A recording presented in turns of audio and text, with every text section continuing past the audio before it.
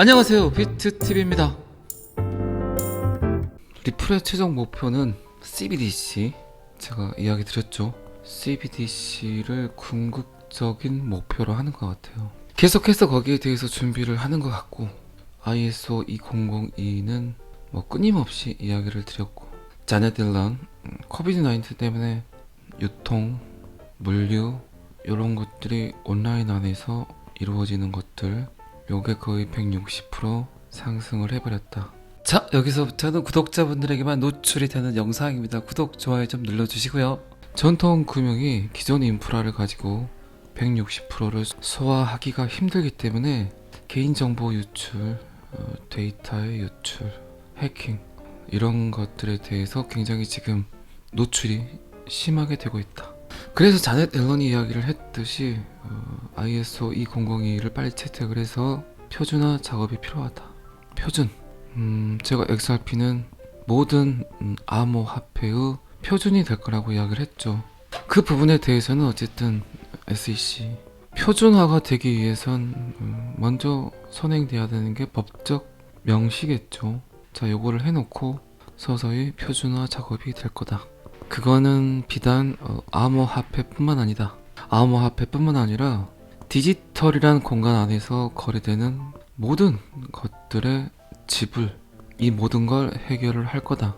동네 어귀에 있는 커피 자판기, 구내식당 식권, 상품권, 지역화폐, 이렇게 디지털 안에서 거래되는 모든 것들에 대해서 표준이 될 거다. 가장 베이직이 될 거다. 그런데 소비자들은 잘 알지 못할 거다. 그들은 그냥 거래를 하지만 XRP가 가장 그 밑에 깔려 있다. 여러분들이 지금 컴퓨터를 이용하고 있지만 이 컴퓨터를 움직이게 하는 기기들, 장치들이, 시스템이 뭔지 알고 계신가요? 그거를 모르는 거와 똑같다. 소비자들은 피부로 느끼지 못하지만 어쨌든 가장 저변에 깔려 있는 그 에스크로는 XRP 레저가 될 것이다. 이게 이제 제가 끊임없이 여러분들께 이야기 드렸던 부분이죠. 그리고 이제 이런 것들이 점점 현실화가 되어 가고 있습니다. 제가 1년 전에, 6개월 전에 이야기 드렸던 것들이 계속해서 그대로 되고 있어요.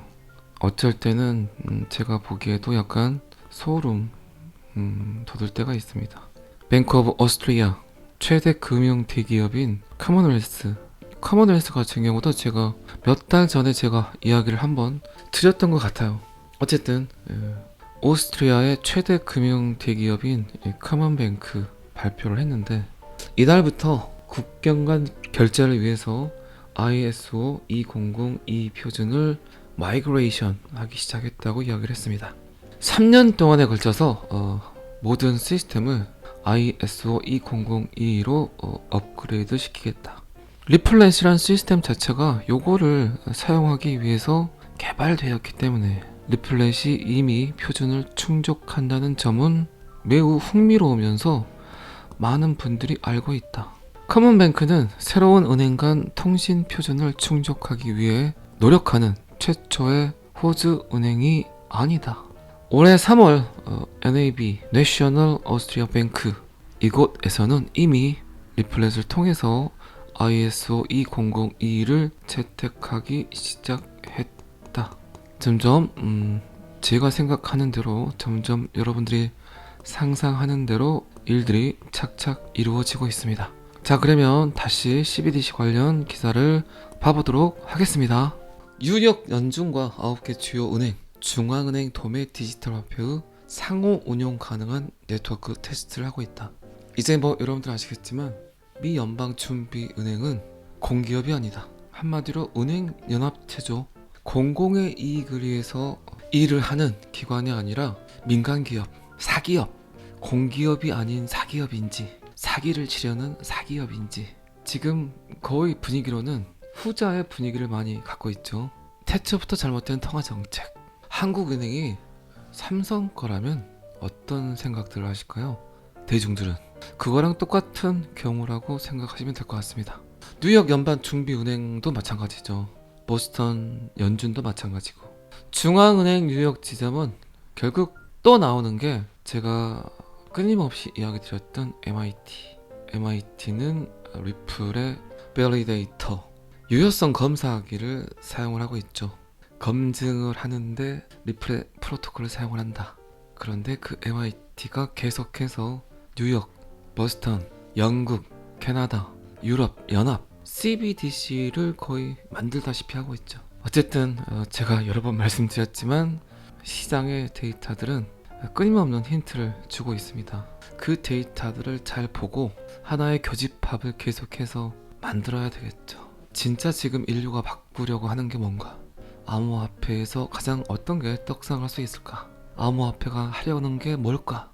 암호화폐와 CBDC를 별개로 생각해야 될까요? CBDC는 결국 암호화폐에서 출현하게 될 겁니다. 그럴 수밖에 없고, 그 버던스란 이야기는 제가 끊임없이 말씀을 드렸고, 국가가 할 일이 따로 있고 전통 금융회사에서 할 일이 따로 있고, 그리고 실질적인 프로토콜은 결국 암호화폐에서 CBDC가 나올 겁니다. 그건 뭐 제 생각뿐 아니에요. 굉장히 많은 사람들이, 경제학자들이 그런 이야기를 했습니다. 그런데 어쨌든 비트코인은 화폐가 되기 힘들고 그 시스템을 잘 장착을 한 암호화폐가 결국 그 일을 해내겠죠. 자, 뉴욕 영준에서 시작한 CBDC 테스트는 프로젝트 세더.